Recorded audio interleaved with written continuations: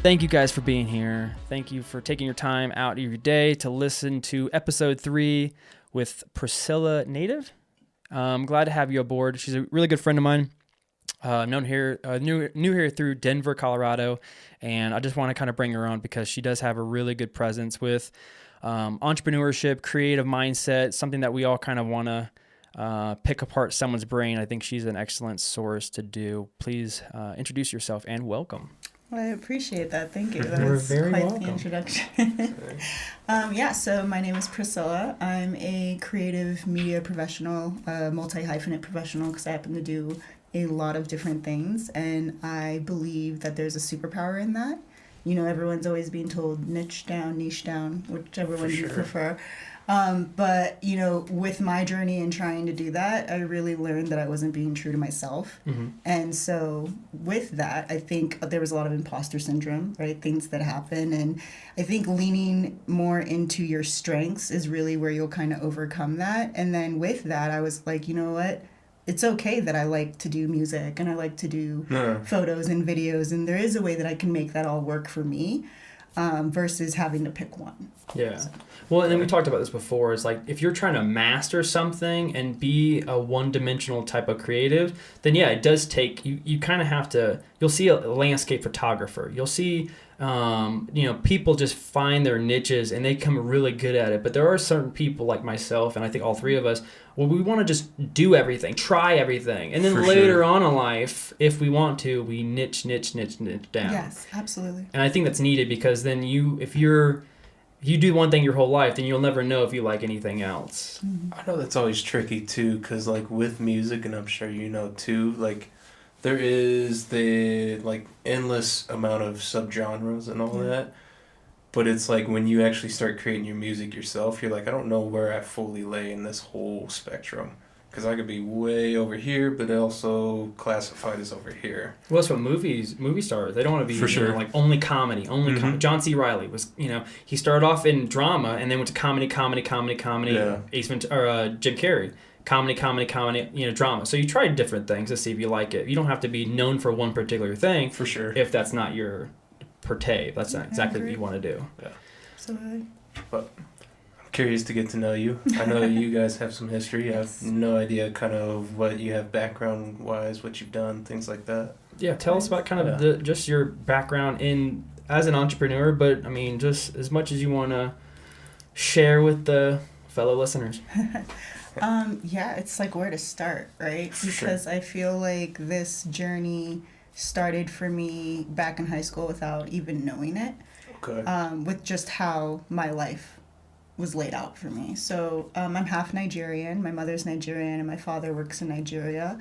So that was a very interesting dynamic because I didn't know a lot of people who had that background like myself. And with that, I didn't get to see my father a lot. So when I was 11, he permanently moved to Nigeria and he came home once a year.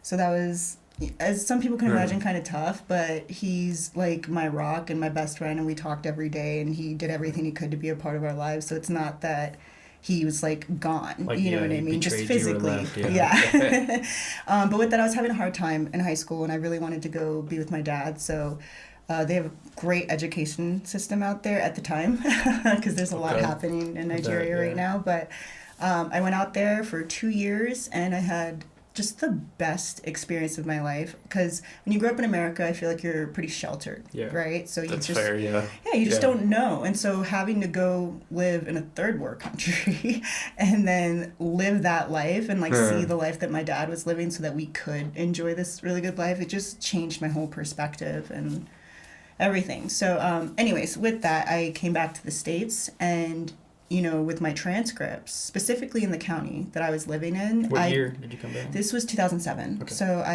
the year I was supposed to graduate. They told me I could get my GED or graduate at 20 years old. When you're 18, obviously, you're not trying to stay back in school any longer than you have to. Let's do it again. And I really wanted that whole 4-year college experience with my friends, and with after getting my GED, I was told that I had to go to community college and then I can get into a 4-year. So I was like, okay, let's do it. Went to school. Everything that I was learning, I'd already learned overseas. What'd you major? So at the time, this is hilarious. A lot of people are gonna laugh. I was trying to major in criminal justice. Okay. And that's strictly because it was in my family. So it felt like I never knew my grandfather on my dad's side, and the only way I felt like I could have any type of like close relation to him was to go into that, because he was a general in the Air Force and he went to Harvard, studied homicide, just like all of that. So it was like the only thing that I felt like I could connect to this great person that everyone in my life talks about. Right. Went to school, and the school that I had gone to, the community college I had gone to, was actually they messed up on a lot of kids' transcripts who were supposed to transfer, and they ended up having to do school another 2 years. And I was just like, I'm not going through this. Like, this is absolutely ridiculous. So I dropped out. It was a really tough decision. My grandmother had died at the time. There was just so many things happening. And I went to my parents and I said, I really just want to take a year off and figure out what it is that I want to do. In that year, I partied, had fun, just lived life, worked assistant manager jobs, bartender jobs. But it wasn't fulfilling. My friends were moving on, going to college, and it was just, I felt like what am I supposed to do? It just felt really, really lost. And then I found massage, and it's funny because it was going to be like be a flight attendant and travel the world, or like dive into something that could actually potentially change your life. And I'm so glad that I chose massage, because it just opened up this whole world of wellness for me and holistic health. And I was genuinely very happy in that time of my life. It was a really, really great time. I met my husband at that time. We were friends. But it was just like I was weeding out people that didn't need to be in my life. And so, there was a lot of interesting thing happening there. Is your husband Nigerian too? No, my husband is... So my husband's, we don't fully know. He's native for the most part. Yeah, because I remember that you wanted to work on a documentary about his... I did, yeah. And I still do. Yeah. It's his story to tell, which is where I feel like I don't want to... I don't know, we're still talking about it. He definitely wants the story told, but it's one of those things where he's very introverted, doesn't want all eyes on him. And so trying to tell this story in a way that just gets people to... just shine the awareness on it, I think would be great. Is it a story about figuring out like more of his past? Well, no. So it's just, I feel that we're all very privileged to having family, friends. This is a human being that truly has nobody. And me being as privileged as I am with the family that I have and everything, I never knew what that life was like for somebody. So to witness him go about life on his own, he also has a child from another, not a marriage, but another relationship, and she's about 13. So there's just so many things that I saw this person doing on their own, and it, like, I'm gonna like share it because it broke my heart to see someone struggling and not have any support anywhere. And that's the worst thing, is him being an introvert, like trying to think of ways to tell that story, and it has to be from his perspective. It has to really be does. from his words and his mouth. So I mean, where is he from? So he was born in Elkhorn, Wisconsin, and he was found on a Native American reservation. He met his father. He doesn't know if it really was his father, because according to his real mother, his father died. So there's just like a big mess with this whole story and not really knowing where he comes from. It's a teaser trailer for the documentary, guys. So he's not Nigerian, but he's one of the most unique, smartest people I've truly ever met, just because to be on your own, I think really...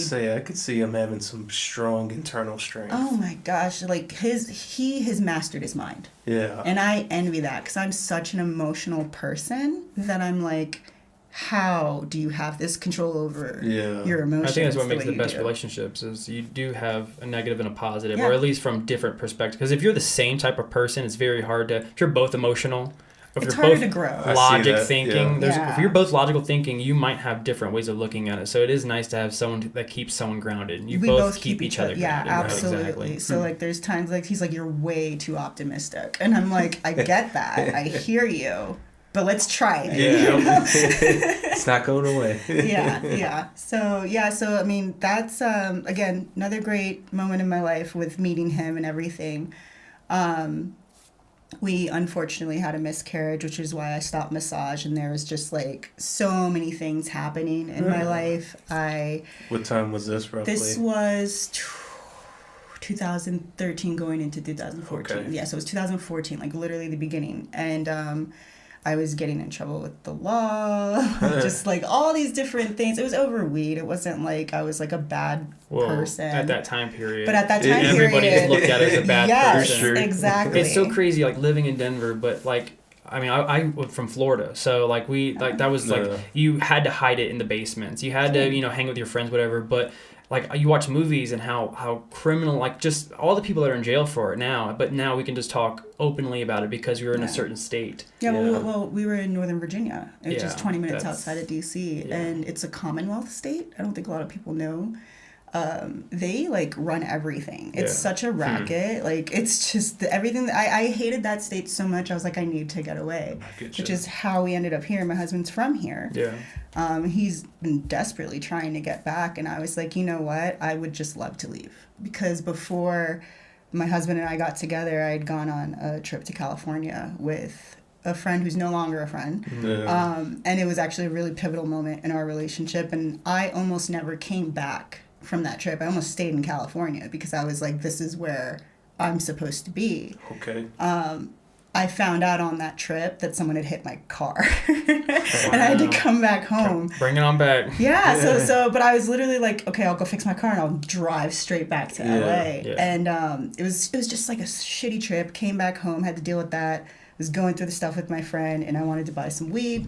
And I hit up my husband's roommate at the time, who was in Florida in a Disney World trip. And I was like, great. He's like, but Kevin's home.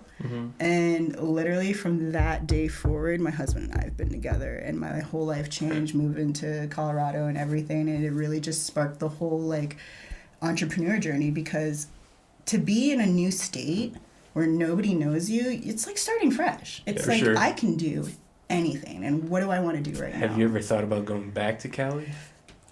We've had this talk. My husband has done a really good job at convincing me not to. I also think nowadays Cali is that's what it is. That's the argument he makes all the time. He's like, you want to go to like 2010 before Cali. And I'm like, I've been you're many times, and I can see it just changing, and now people are leaving, you know. They're coming here. Yeah. I do think Denver's going to be something. Yeah. I was like, it's not for me. Yeah. I do believe it might be hopefully the next big thing. The problem is like Georgia is doing a great job because of state taxes and the way they manage that, and hopefully Colorado can be the next type of venture. But I mean, we'll see. Yeah, there's got to be a lot of leadway and a lot of change that need to be done. But that's even if they're even going after that, because I think that a lot of states nowadays are trying to stay. They don't want people coming over. We don't want tourists. Ski season, perfect. But other than that, I was just saying, the resort stuff want everybody to come. But governors and mayors, I don't know if they're going to want, California. We say it all the time, like, where are you from, California? Oh, yeah. The traffic's getting bad, population's getting bad, so it's one of those things that I think is going to benefit all of us as, people in the media department that we can grow off of, especially in the film industry. That would be amazing. I would say Colorado has expanded a lot in terms of, like, just cultural aspect overall. I always laugh, and I'm like, I feel like I'm living in Northern Virginia in like the 90s, 2000s out here sometimes, but I see how much people are really trying to make things happen. For sure. And I'm like, you know what? Like, Northern Virginia, when I was growing up to where I got to when I grew up, I was like, it wasn't terrible. There was so much thriving. I was like, if that's what's about to happen here, like, then it's a really good time to be here and establish something. Yeah. So when it comes into your entrepreneurship, what kind of moves did you make that made you want to get into the media aspect of growing a business? So I was always like modeling, trying to get into acting and films, like really always been the end goal. And then as I got older... Were you doing this during the time of also doing massage? Mm-hmm. Okay. Yeah, well, I was actually really more so when I moved to Colorado, because I think I was always doing small gigs here and there. Yeah. But I had a lot of self-esteem issues, and so I just wouldn't. Like, I would flake. You would have hated me. I would flake on photo shoots because I know a lot of people like that. So. I just had so much going on, and Colorado really just changed so much for me because I was discovering myself. I was on a healing journey. There was just so many different things that were happening. So with that, I was learning to love myself, like myself, and just try new things. I didn't care if I failed. And And so, so I got in on my first film project, which was a personal project of the director. I got to meet a lot of really amazing people, work with amazing people, and I realized, I was like, it might not be acting, though I was doing great. I was like, I think I really, really love this whole idea of like a crew and working together and making stuff happen. So creative direction, I think, has really always been what I've been meant to do. But photography, videography, all these things, if I didn't dive into them, I don't think they really would have showed me that. Right. Well, even on film sets, like you have to wear multiple hats when you're doing the business yourself. You're doing the project yourself, and I think that a lot when people realize, and that's why a lot of people stop doing what they want to do, especially with creativity wise, is because they get into the zone where like they see people's material on social media and they're like, I want to do that, but I can't because I don't have this and that, whatever. So what you're doing, basically what we're all doing, is we're going after things that because we want to, that's our dream. Yeah. And if we don't do that kind of situation, it eats you inside. Like there's been many times where if I don't do something as in just being progressive, it just makes you feel like a piece of shit. I feel like that. I wouldn't say depressed, but there's a sadness that kicks in your heart. It's totally depression. For sure. Yeah. There's a clinical depression, and I don't want that to be confused, but I want to get to the point where it's like, if you don't bust your ass and just do something and create something that you can be proud of, you can hold tangible, or even on something you can look at constantly. There's some people who don't have that bone in their body. They don't want to. They want to work a 9 to 5. They want to work a job, a paycheck, a 401k, and that's completely normal. But if you're being eaten inside because of something that you're not doing naturally or something creatively, then those are the aspects that you want to kind of just take and just say fuck it and just run with it, Yeah. And if you don't, then you're going to regret it. We've had this talk before. It's like, push yourself to the ultimate max. Do something you can absolutely do. Do what you want to do. And if it bites you in the ass, at least you can say, I did it. Because no one ever says they regret doing something they love or trying it. It's always the vice versa. You're going to be that age where, granted, you have kids, so you're doing something to the point where people make that excuse. People say I can't do that kind of stuff because I have kids, because I have to take care of them and do that kind of, do that kind of, taking care of other people. So, that's not an excuse for a lot of people. It's an excuse that people want to use because they don't really want to go for it. It's like when you ask someone you want to make a movie, people want to be on the screen, but they don't want to make the movie, So you have to find people that are going to push you, drive you, and put you in a situation where you can find resources and collaborate and find a support system.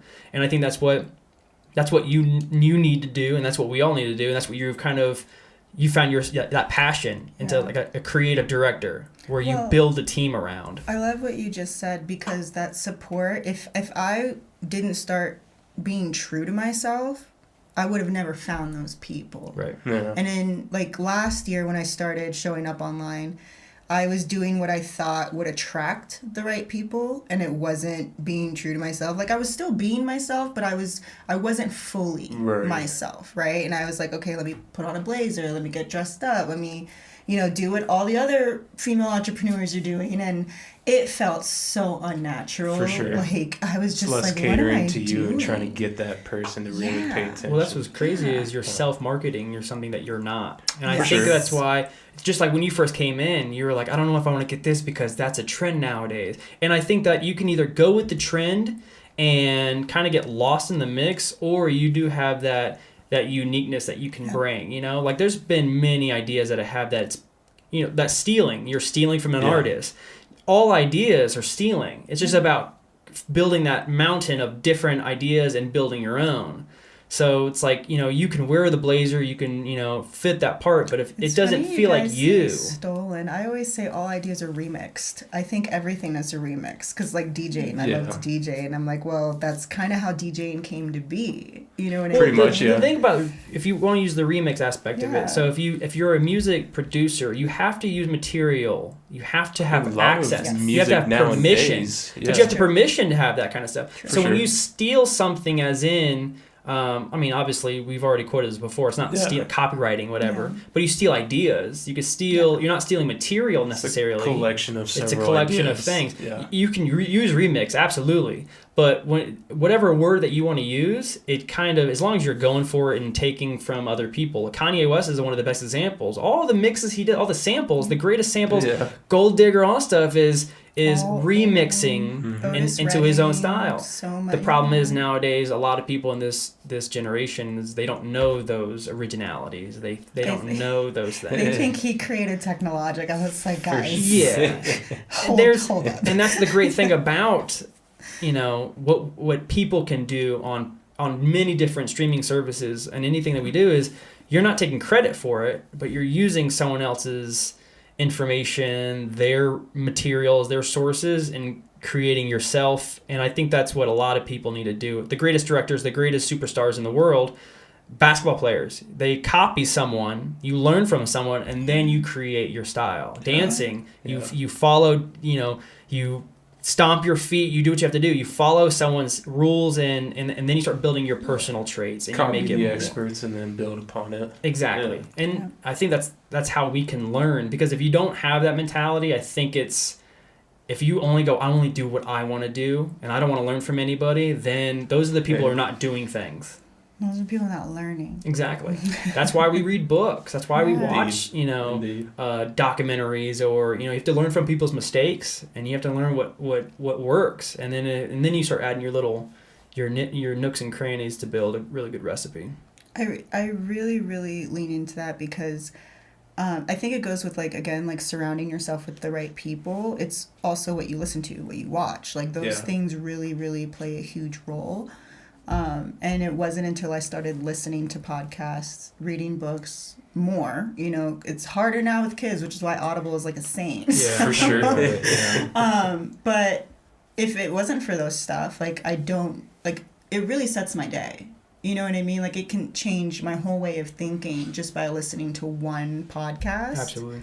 And so, I'm very, very, I think that's a part of things that needs to be included in people's habits. Yeah. And and when it goes into that support system, it's so critical, because me and my brother, we've tried to make movies where it's just me and him. And you have to wear all the hats. You got to set the lighting and the microphone. You got to have the script. You got to have, the tone, the mood, all that stuff. And having to do it all by yourself is so detrimental to the brain. Your motivation, everything that you want, that project in your head, if you can't get that on a piece of paper or on a screen, and it doesn't look the way you want to look, and you're very, me and him are both very OCD with our stuff, that if it does, it's trash. We don't want anything to do with it. We don't release it. It's nothing. But when you have a support system, we've both worked on a cruise where we've had a lot of people, a lot of different people wearing different hats. Just like you want to do, create a director where you can say, hey, can you do this? Hey, can you do this? But that goes with everything in life. Yeah. If your partner can't pick up the parts that you don't want to, and you guys can mix and match, if you're the only one doing stuff, you're not going to want to do this anymore, because it's too stressful. It's too mundane. And I think a lot of people get to that spectrum of, if they can't do it by themselves.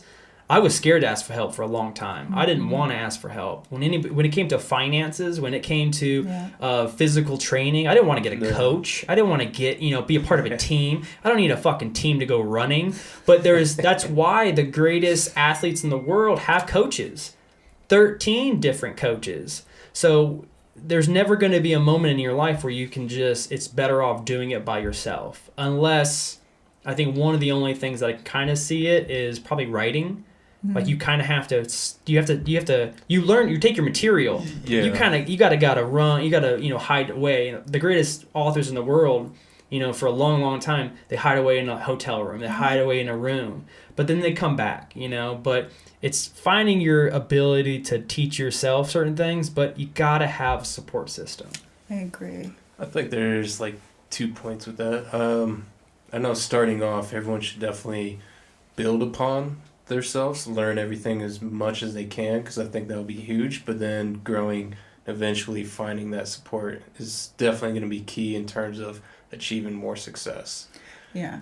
I feel bad for people that don't, because I get it, right? You want to do everything yourself. You don't want to ask for help. But imagine all the other creators who are just like you, needing help, help. And if you guys just helped each other, we could all get there. For sure. My cousin, he lives in Cali right now.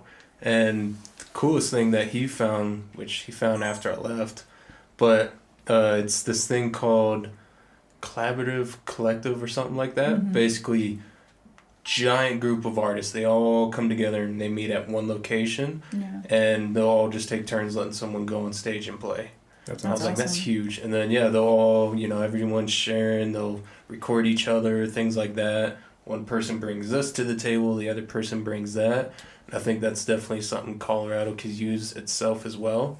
I know when I was first working in music, I think out here it was a little less supportive, at least that's how it felt in terms of finding connections. But I did happen to find a few that led me to some of those shows that I did in the past. Yeah. But yeah, no, music's something else too. Yeah. It is, yeah. It's interesting, it's funny, they're called collaborative collection or something like that. Well, there's a dance studio that I go to and that I love called Collaboratory Complex, and it's by a girl named Jasmine Lair-Smith. Her and her mom created it, but it's like a creator workspace. Yeah. So if you're a photographer, videographer, stuff like that, like they have spaces for you to rent. They're really trying to just create this collective space of like-minded people who want to do those things, and I just think that's beautiful because for sure I feel awkward going to your average co-working space and recording because I feel like I'm bothering the people that came there and also paid for their time to work. And I'm like, man, like we really need creator spaces, Well, a lot of times I've been in the areas where they're just working and they're just doing things and bar. Like in order to be creative, like it's a talking mechanism. You can get your own rooms, but it's one of the things getting everybody to be a part of system. There needs to be, I know there probably is. There's a group of people where you can just feed off the energy. Like I'm part of there's a Denver filmmaking type of chat room that you can talk to and build off of that one. But it's the matter of reaching out and doing it. I remember for the longest time I had trouble, like until I went to New York, where like you have to be that person or you get lost. You're a tadpole in a pond or an ocean. Yeah. So you have to reach out to people, and if you don't, then you'll never get paid. You'll never work with anybody you want to. You'll never do anything that you want to. So it's just reaching out and building a support system that that can drive you home. If your parents add a certain characteristic to yourself that you can kind of bleed off of someone else, like there's always going to be a support system, and you can always tell the people who didn't have that from their parents. Yep. It kind of they're going to feed off their parents, and they're going to become that person, and they're going to start leading off to being scared and asking for help, and especially with creativity too. So for sure. But what it does come with what got you into the point of the acting material, like modeling. Let's go back to that. We mentioned a little bit what kind of got you into that point. What it's funny. I feel like a lot of things that we do is because of a few things, right? It's what we think we should do. It's what others expect us to do. And then there's this whole, like, I'm just going to try it, right? So I feel like it was a mix of all three, because my whole life I was told, oh, you're so pretty, you should model. Which I think is, like, looking back now, it was all told by older men, so that's a little creepy. But, it was just one of those things where I also think it kind of creates this wrong mindset for a young girl to have, because it's like telling me that, okay, that the only thing that I can do in this life is get far with my looks. If that's what everyone keeps telling me. I grew up a tomboy, so like my mom like hated that because she's Does it piss you off when people tell you to smile when you don't smile? It used to. Now I'm just like, oh, I'm not smiling. Like I forgot. I used to work in like the serving industry, and then there would be people say, "I'm like, just leave them the fuck. You try doing our job and smiling about it, okay?" All the time. You'd be so much prettier if you smiled. Yeah, that's usually what they would say. Gee, thanks.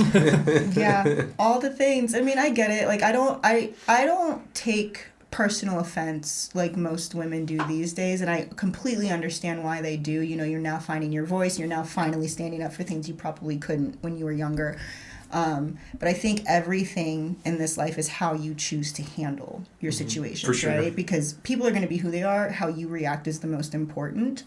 But with the modeling and stuff, I'll actually go into like one of the best quotes that somebody ever told me. And he was like, you have to get comfortable with getting uncomfortable. And I was like, oof, that's a deep one.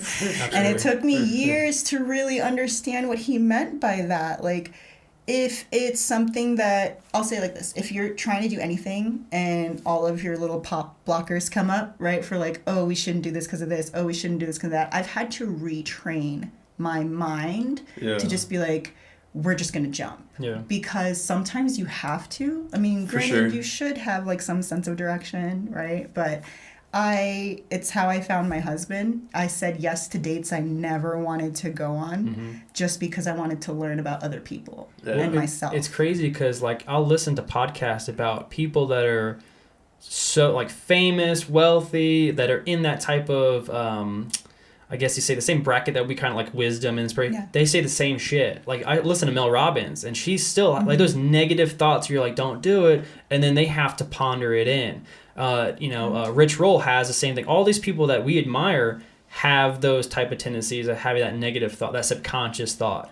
For sure. And I feel like it never go away, but it's just about the more you act on it.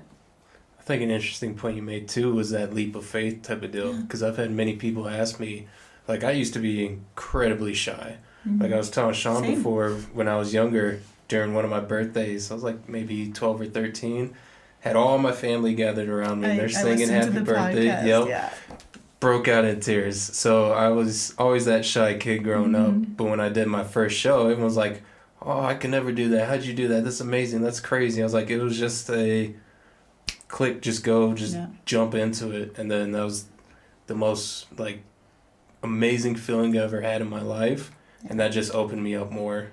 And I think that definitely brought me out of my shell a lot too. Well, I think it's because you went after something that you truly love. Yeah. For sure. And the information that you have makes you feel, like, just like if you're talking about fitness or nutrition, if someone came to you and said, hey, can you, even as being an introvert, like the knowledge that you know, like it can lead your conversations. It can make you feel like you're, I guess, more social than you actually are. And I think when you activate that type of... For sure. It was like the mix of the love of wanting to do it felt stronger than the fear of just not doing it. Right. So I was like, all right, let's just jump into this. Absolutely. And got on stage, and it was actually one of the first songs I was rapping out. Forgot the lyrics to it. I was like, oh God, started freaking, just kept going. No one knows. Nowadays, you can just mumble it, and people are like, yeah. So what are some of the, being an entrepreneur, what are some of the pros and cons to... I mean, I think we all have our own pros and cons, but I think coming from a different type of perspective is knowing what type of and how you deal with those and what inspires you to keep moving on and not just say, hey, fuck it, I'm going to get a normal job. I haven't had a job since 2017, and maybe it's pride, but I'm like, I'm never getting a job again. I don't like listening to people.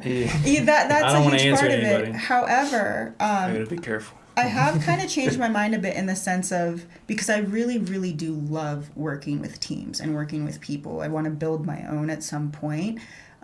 But sometimes, I'm really, really big on practicing humility. So if I need to lower myself to learn something again, to do better, I will definitely do that. And if that means like working with a team for 6 months to do this job, I know that delegate and whatnot. and I know that I'll like benefit from that because of what I'm learning. So I don't rule it out. Like I don't look at it as a job. I look at it as an opportunity, you know what I mean? Or a project or something like that. And I think, it's interesting because I know most people will say it's like a privilege, and I'm like, well, I worked hard to get to this state to even feel that way, because money can control a lot of decisions, and when you run your decisions by fear, right, then you make the wrong decisions, and I've done that majority of my life.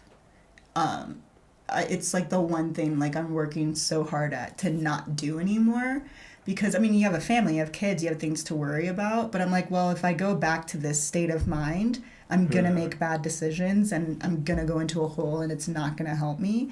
So I think having your habits, your goals, your strategies, like all these things really do play a role in how you're going to move forward. Sometimes we have no idea because you're figuring things out or you're learning something. And I've been there and trying to, say, okay, I'm going to do this. Mm-hmm. And then I did it and I realized, maybe I didn't like it, or it's not that I didn't like it. I just realized it wasn't what fueled me the way that I wanted to. Right.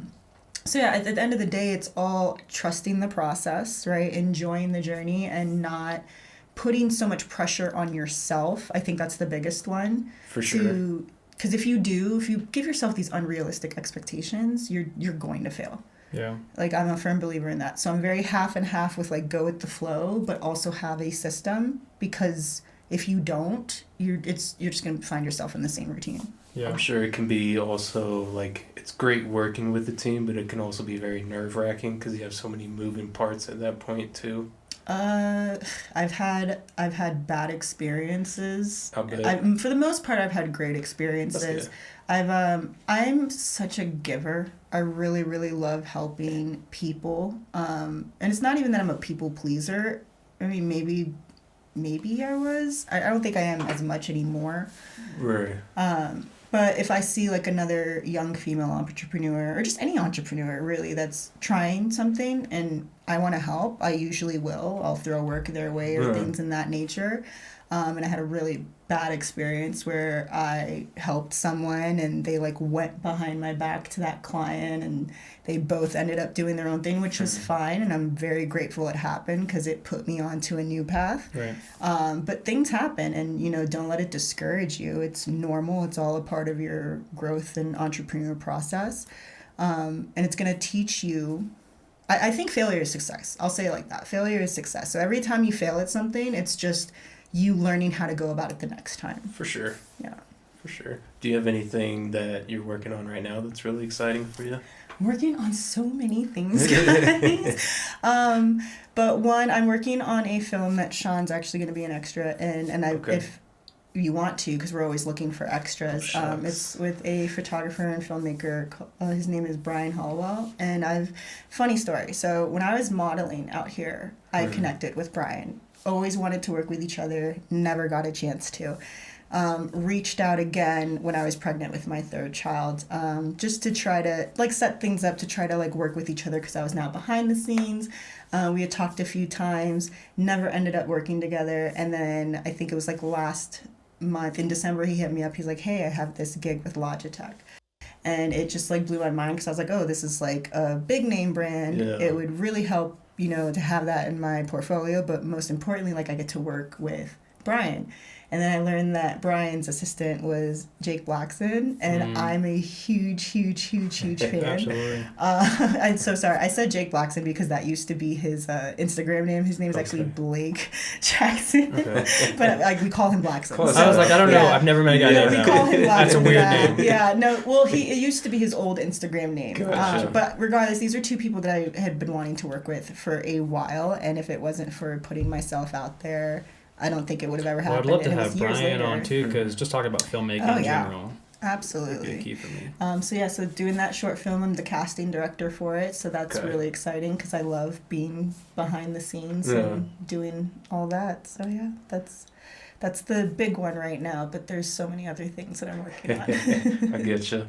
Would you kind of make the shift into learning more of that kind of background stuff? Yeah, I mean, I think at the end of the day, being a director is probably a filmmaker, right? I think film's changed my life in so many ways. It's the main passion. I don't think it's ever changed because every other thing that I do falls into that, right? Choosing music, it all goes together, the acting, the modeling. So I'm I always said when I was younger, people were like, what do you want to be? I'm I want to be an actor so I can do everything. Yeah. And now I'm well, I don't want to be an actor.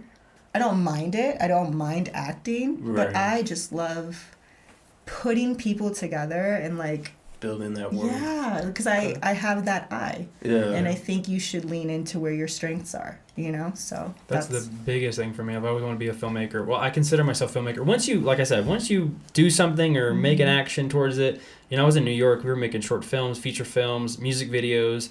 And there's the passion that I had for that was basically creating. What I loved most about it was creating a tone, creating an emotion that made someone emotional. Whether if it was a horror movie, making them scream, if it was a drama, making them cry. But there is a beautifulness when it comes into being on set and watching pieces of the puzzle formulate and start seeing that picture that puzzle starts to create. It gives you this overwhelming ability, just like imagine putting out your album, and the great thing about back then, it was like an actual album, like you can actually see a CD disc. And I think when it was tangible, it was just so much more power. Now it's like, done, got it, it's online. And I think it kind of lost that little spectrum, but it also made it easier for people that felt like they weren't capable of doing it, that they can just kind of just put their stuff out there and build on it, So it's a beautiful thing creating, and when you can see it on a screen, Yeah. I remember being in the streets of Denver, and I printed out like 100 CDs. And I would just go out there and just start handing them out. That's how you gotta do it. Hell yeah, sometimes you just gotta get out there and hustle a little bit. I am a firm believer in hustling. I know there's some people that don't care for hustle culture, but I think hustle culture is for yourself. For sure. It's not for anyone. You know what I mean? So I think it's really like an entrepreneurship journey. There's a way to hustle and not like be so like out of whack and crazy, if that makes it's about having a system. Well, no, yeah, if you wait for something to happen, if you put out something and then you're just like, I hope it builds, and you sit back, if you're not doing the grinding and you're hustling and you're putting your shit into motion, then if it ever does happen, you're decreasing the rate by a rapid amount. So always trying to be active and always trying to push and push and push. And there's so many different sources now. There's so many different ways to get your material out. And just trying to don't be scared, and who gives a shit about what people think? You're doing it for yourself. You hope people like it. It's for them. But I know it's Seth Gordon. He never listened. He never read any of his negatives. Stephen Pressfield never read a single negative. He didn't care about those people because it's not for them. Yeah. If you didn't like it, it wasn't for them. Yeah. But you can't learn from a negative. You can't say, hey, you shouldn't do this, or I don't care about that. You're going to change for that one person. So it's like, look at what the positive people around you, your support system, your friends, your family, your listeners, your followers, and if they enjoy your material, if they can reach out and they felt like they were inspired or they were motivated or they felt that they can go after what they want to do, just like all of us, just like that stealing from someone allowed you to feel like you can move on forward and be creative. There's many different ways, but it comes down to the hustle. It's the hustle and grind. Sometimes I think the negative can be good, and I do think we can learn from it because, for example, if it's maybe it comes across negative, but it challenges you to think outside the box. Sometimes. Constructive criticism. Yeah, exactly. Yeah. Exactly. Negative. The way I look at it, and I think is like you're a piece of shit. Garbage, you suck. Yeah. Like when someone says when you suck. Like when someone says you just suck. That's not like there's nothing benefit. You can't help. And then if you have someone who's not doing what you're now, if it's someone that you admire and saying, hey, you shouldn't do this, you should do that, constructive criticism. Right. But if someone who's just sitting on the computer looking at your stuff and go, this sucks, like you can't learn from that person. So there's no point of, especially when you're growing a brand or you're growing a name or you're growing a business or a company, if you follow those people, then you can be like, you know what, maybe I do. And it can mess you up. So constructive criticism, absolutely, 100%. Some people can't give you really good constructive criticism. Yeah. They feel like, they have a different approach. But if you don't learn from constructive criticism, then you'll never find out what the true path is. I think that's honestly probably like one of the first steps in entrepreneurship is being able to accept that, because if you don't, this is a very cutthroat industry. For sure. And I think sometimes cancel culture and stuff try to change it. I'm like, I don't think you guys understand until you've walked the path for why certain things are in place or whatever. But it's just entrepreneurship is truly, I think, one of the best journeys any of us could ever have. at least for me, because I didn't want to work for somebody else. I was one of those people who went above and beyond in all of my jobs, and it didn't pay off. You know what I mean? Mm-hmm. One, because I didn't have a college degree. Two, I would do the work that someone who was getting paid salary wouldn't do, right? Of course. They would take the credit and they would make my life a living hell. Right. So I remember the day I used to work at 24/7 In Touch for the Netflix campaign. Mm-hmm. So it's a lot of customer service, right? It was a great company. It was a lot of fun. But there was one day, it was January 1st, 2017. And I called my boss and I said, I'm not coming in. He's like, today? And I was like, no, I'm not coming back, like ever. And I could tell it was like this like bittersweet moment where he's like, I get it. Mm-hmm. I wish you the best, but like, wish you didn't quit like this kind of thing. But it was just like, I literally woke up and I was staring at the ceiling and I was like, I'm not doing this again. Right. You just reach your point, I think. Yeah. And once you've reached your point, then you'll walk that path. Did you get into a lot of the filmmaking when you first came here? Yes. Okay. And it's so funny because I found an old video from 2010 with me and a group of friends. And it was like one of these little like flip video things. And I found a video on there and I played it. And it's a video of me, one of my best friends, and another childhood friend. And I was talking at the time about starting like a YouTube video and like how I want to make videos. And he's like, then do it. And that it really brought me to tears because watching in that moment what my friend was trying to tell me that I just wasn't getting and clicking, that I was like, man, if I had started this journey back then. But I wasn't in the right state of mind. I like that all the negative, things. that negative thought For sure. process. It really, really was. But it was like it wasn't registering to him what he was telling me. He was like, you need to just do it. And I was like, I can't just do it. He's like, you so literally easy to have say a that. camera. Just do it. So easy to say that, but you don't know what I have to go through. You know? Yeah, and I was victim mentality. I was totally being that Yeah. person. And it's so funny because, like, we're friends today.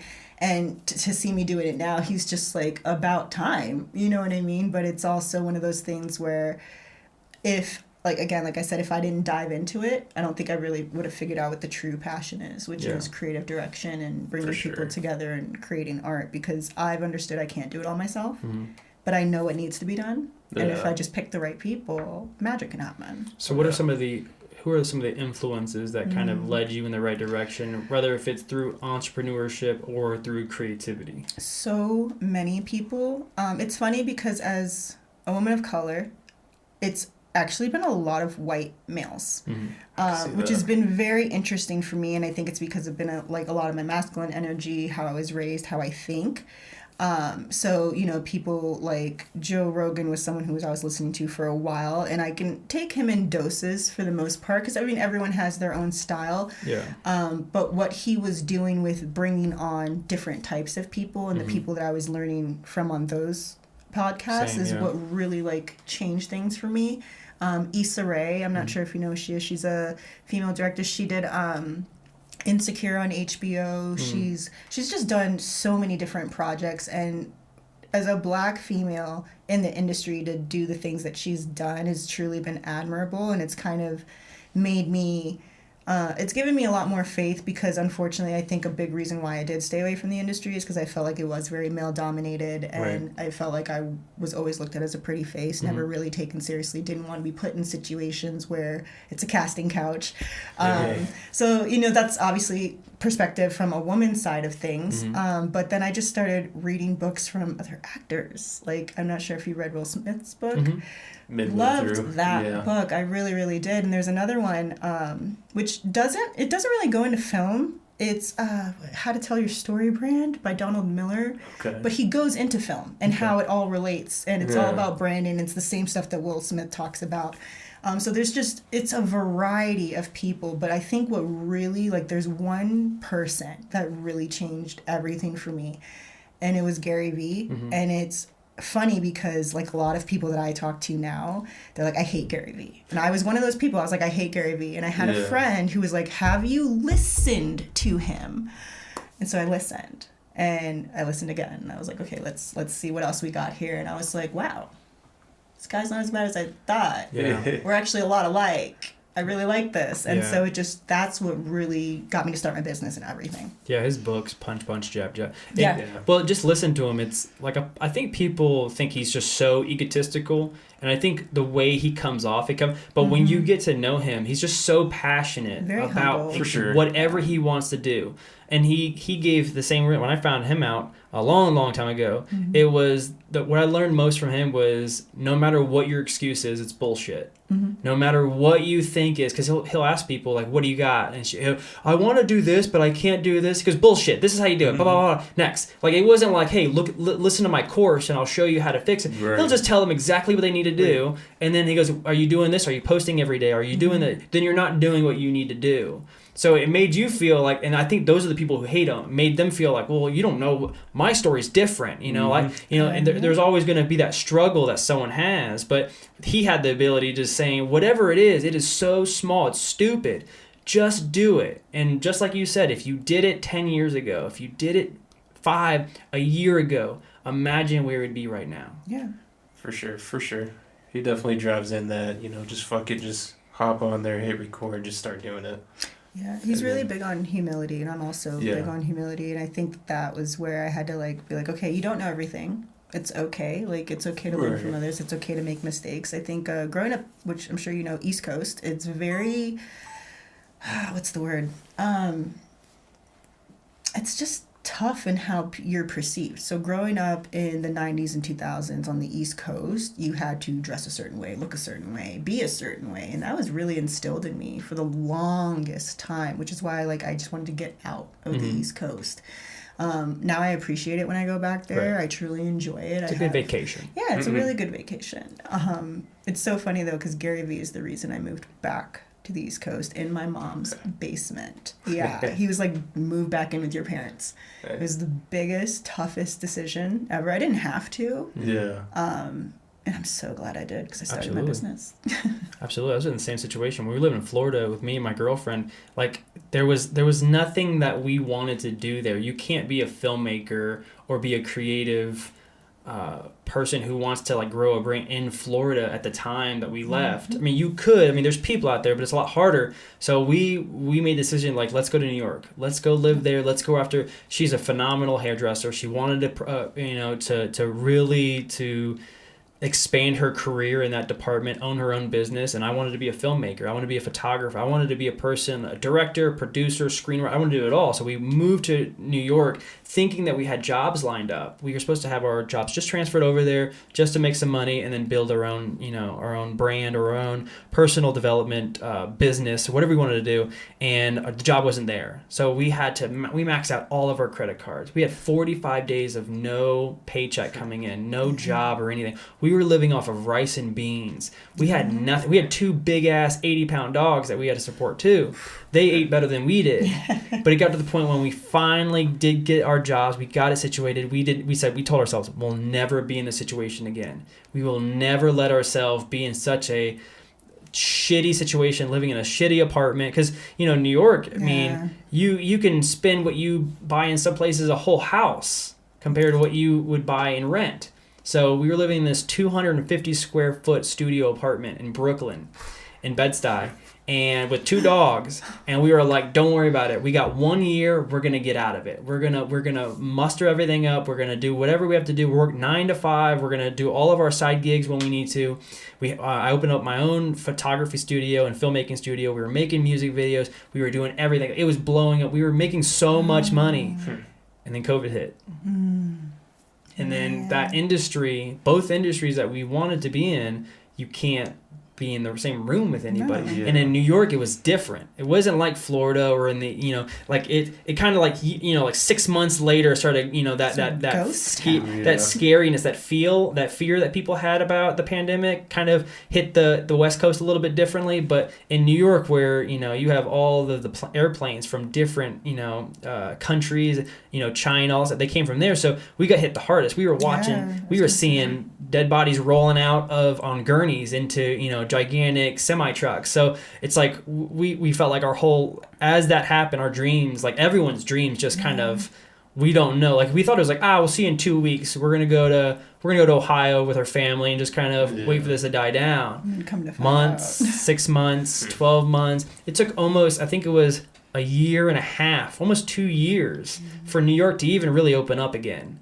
Yeah. And it was like we went back there to go get all of our stuff, and it was a ghost town. New York City. I have pictures of nobody in New York City for the first that must time. Have been like the best time to take photos. It was. Like who? Nobody's bothering you. Nothing's in the way. It was actually clean. Yeah, like, right for once.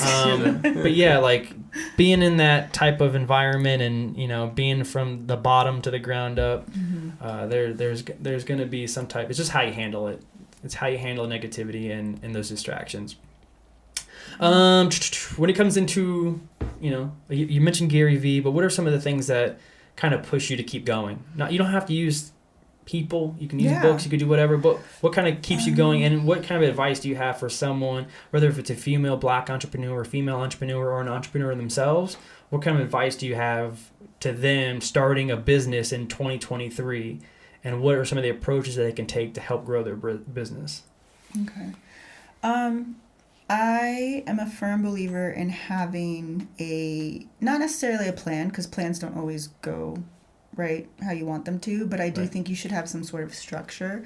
So obviously being a mom, 3 kids under 5, my husband is amazing help. He's stay-at-home dad, actually, which has been phenomenal. And that was an interesting transition, too, because we didn't know how that was going to go. But work was picking up, and it just seemed like the best thing to do.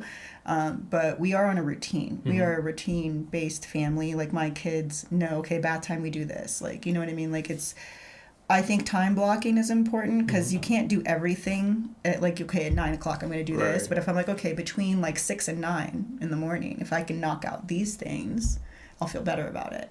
And then also getting into routine with so meditation and breath work have been something that have just changed my life. And what's interesting is that actually started when I started microdosing. And I started microdosing because, so I grew up with BPD, and I didn't get diagnosed until I was 18. But my family is very you don't have that, you're fine. If that makes any sense. That's just how we grew up and how it was. So I was never properly medicated or anything like that.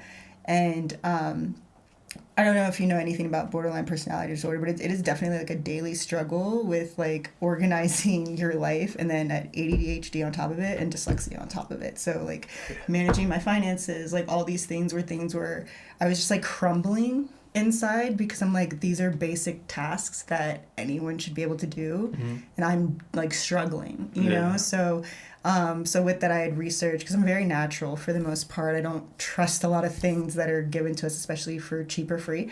So with that, I just started researching natural stuff. I had been experiencing psilocybin for 10 plus years. And so with that, I was just well, I've never microdosed. I've never actually used this as something that could change my life. And with all the research and stuff that I had done, I had a friend who grows some, but there's a company called Schedule 35, which you can buy from now. Sorry.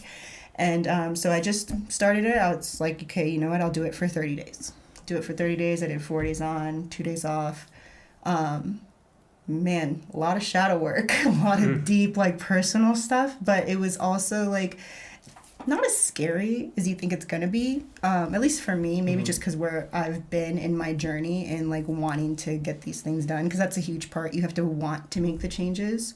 If you don't, it's just going to be painful. Right. It really, really is. The more you resist change and transformation, the harder it is. So since I knew I wanted change and I wanted to do things, I think using or microdosing just really helped me see things clearly. It helped me focus better. It helped me figure out, okay, pay attention to the details. Yeah, things that I just couldn't do on my own, which was such a struggle for me for so many years. Yeah. So with that, I was able to organize my life. I finally sat down and started doing my finances without it You need microdosing to do your finances. You do. You really, really do. If you're anything like me. No, but it's it doesn't matter what type of healing you get. I think at the end of the day, it's you wanting and willing to do the work is the biggest part of it, because what I learned from it is that microdosing doesn't change your life. It's not a magic pill. Right. It just reveals what needs to be done. Right. And so with that, I was okay, I know what I need to do. and now you have to push yourself to do it, and you have to go through that journey. I grew up somewhat privileged, even though my life was very different. But with that, my dad, with him not being around, wanted to take care of us, and it drove my mom nuts because she, grew up in like a village, came from nothing. She's like, no, they need to learn how to cook, clean, this and that, blah, blah, blah. So I'm very, very grateful for that balance of the two, because though I grew up privileged, my mom made it sure that we didn't. So it was just this really, really unique balance. But at the end of the day, like I said, it's about doing the work. It really is. And trusting yourself, giving yourself grace, right? Not being too hard on yourself. I always say talk kindly to yourself, because I did not for many, many years. That negative mindset, just you're your own worst enemy. Do you think some of the microdosing has helped in this aspect? Absolutely. Oh my gosh. I'm like, so what I love about it is that, I used it to the point where I didn't need it anymore. Okay. And that's the beauty in plant medicine. I think there's a lot of medications where people rely on their medication. After 60 days, I was like, I'm good. So when you decided to start, what kind of, I don't know, I guess, what kind of led you in that direction where you felt like that was the answer for me? Not the answer, but an excellent way to find, to build your own journey. I always say like the universe pushes things in my direction because I'm pretty spiritual like that. And there was just things that in my world that were popping up for it. And I wanted to do it, but I kept getting pregnant. So it wasn't that I couldn't. It wasn't that I couldn't. Apparently, I have a friend who owns a ayahuasca retreat in Colombia. It's been in her family for many, many years, and I always go to her for advice and stuff. And I love her response is, "It's medicine." She's like, "It's not gonna harm you." Did you take it as part of like your daily routine, or did you ever go to like a place to kind of relax I've done small ceremonies. I've never done a big one just because I really want to go to hers because I trust her. We have a trip coming up. I think that's what we're going to do. I think we should all go there and see what this whole thing is about. I love if Aaron Rodgers can be a two-time MVP, it can help him, it can help us.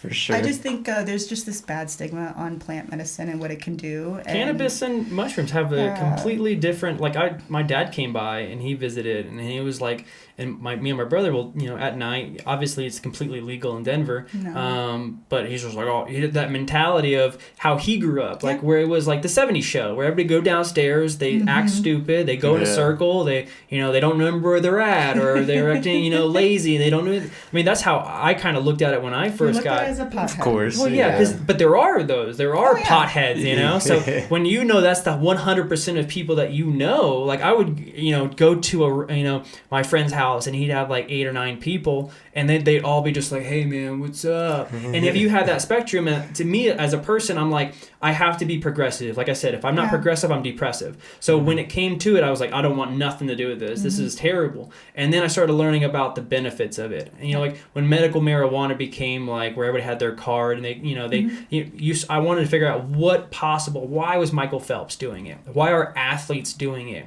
Is it handle stress? Is it to handle the inflammation? Is it so you learn about it before you hate something, Same thing with shrooms. People have that thing where it's like, and I looked at, you can go there and look at 1950s and 60s ads about marijuana and cannabis and how it's like it makes women crazy. Like it literally, there's posters they used to post up. I think it's the best medicine. Women absolutely for sure. People would rather have pharmaceuticals than cannabis because that's television, FDA. The biggest money marketing scheme, and on majority of occasions, there's a lot of cannabis can't help, but I get it. But I hate the FDA with a strong passion. That's a whole nother podcast right there. Gonna say it. But just that's one thing I hope people take from it is just broadening their knowledge and their perspective, and hopefully my dad kind of walked out and he was like, okay, I get it. Like he wanted to know why was my brother doing it? Why are you doing it? Whatever.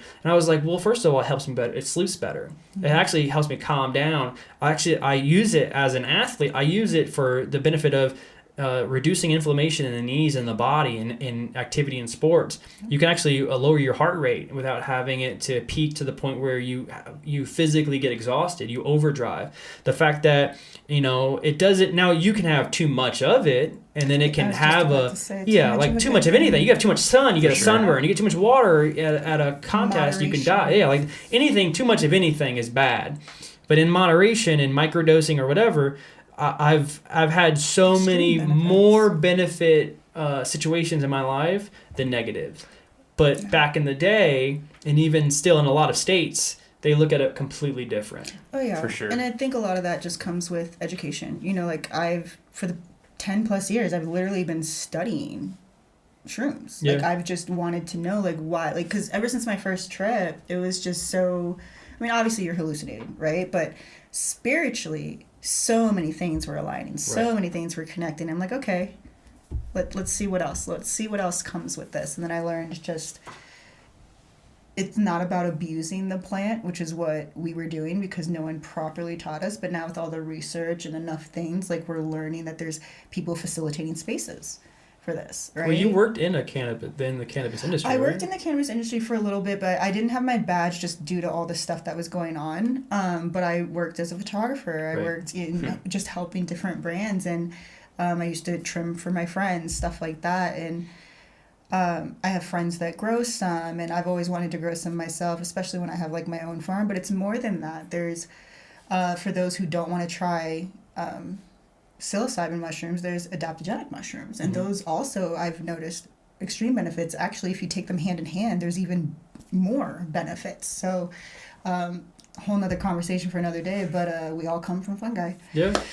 Just gonna say. Have you seen Last of Us? I know what you mean. About to say. No, and that's why there's mushroom functional coffee. There's you can go to the store and get some of those supplements. Aren't good. Like mud water is not what people there's think it is. there's different. Well, that's with anything. When something becomes a hit in marketing, you're gonna get 9 out of 10 times. There's gonna be about a bunch of shit brands. FDA's okay, guys. This is what we're marketing this month. FDA, they don't even monitor any protein powders. They don't do anything. They only do things that are considered nutritional on the back of bottles and bags, and I don't know. It's one of those topics that you can. It just comes with research and education, access to it as well. And I also think when you first experience, environment is huge as well too. Huge. Oh yeah, I think that's where a lot of fear comes from. Is someone when they try, they're just like, oh god, and then they start freaking themselves out, and then that panic ensues, and then it just becomes too much. Yeah. It's also why you're using it. Mind. For sure. I always say it's your mind, right? It's your mind revealing itself to you. And you're going through this thing thinking it's God or this and that. I'm like, it's your mind. You're discovering your mind. You're learning about yourself. And at the end of it, it's all clear, if that makes any sense. There's a lot of people that would go, nah, they don't need it. I that's don't think some people yeah, do. Oh yeah. You'd be like, no, you wouldn't be good on it. It'd be too much. But I like it. Probably not, because it's the mentality. If you have a negative, if you're that type of person who always looks on that negative look on anything, I don't want to do that because of it. You have a higher chance. If you're scared to do it, then you're gonna have. That's why they have shamas and to kind of guide you into making sure you're in the right mindset, and that's what scares people. I know being out of control. More than that, there's actually shamans that take advantage of people. I unfortunately had a friend 9 times out of 10, there's something bad. Went through a very, very bad experience, and they had to go through court and everything. It was just, it's really unfortunate, but it's not what you expect in some of these places. And I think that's the stuff that really turns people off. And again, it goes into research, access of information, and really taking the time, not just doing it because so-and-so did it. It took me 10 years before I decided to microdose, Sure. So I wish I had done it sooner, but I wanted to learn more about it. Absolutely.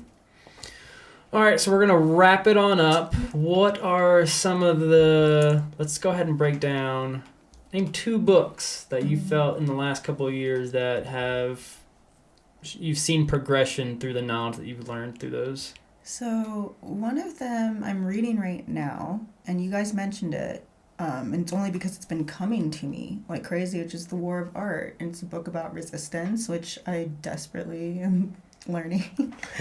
And I mean, it's a little older, and it might not be everybody's cup of tea, but it's very cutthroat, straightforward, and just, I like how they break down the levels of it in that book. And because if you're not someone who understands it, like starting from the beginning to end, you're going to fully understand everything about resistance. For sure.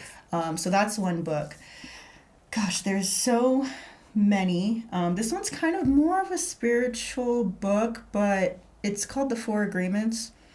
The reason I like it is because of the agreements, and they've just helped me shift my mindset and how to go about things. So one of the agreements is my favorite one, is never take anything personal, and to not have expectations. For sure. And I was definitely someone, I think when you're younger, you don't realize that that's how you are. You're like, oh, you're my friend, you should do this. You know what I mean? Yeah. But then you grow up and you learn, and then reading that book really taught me so much. And like, when you do those things, you're setting yourself up for success and the other person, for failure, and the other person for failure.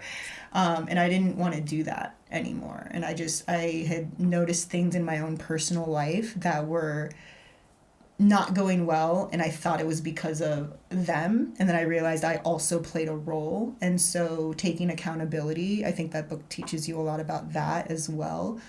There's honestly so many great books. Every podcast talks about all the great books. Atomic Habits, it's another one I'm reading. There's a lot, but I think it's about finding the books that truly resonate with you, and you won't find those until you start surrounding yourself around the right people, because I didn't find those books until I did.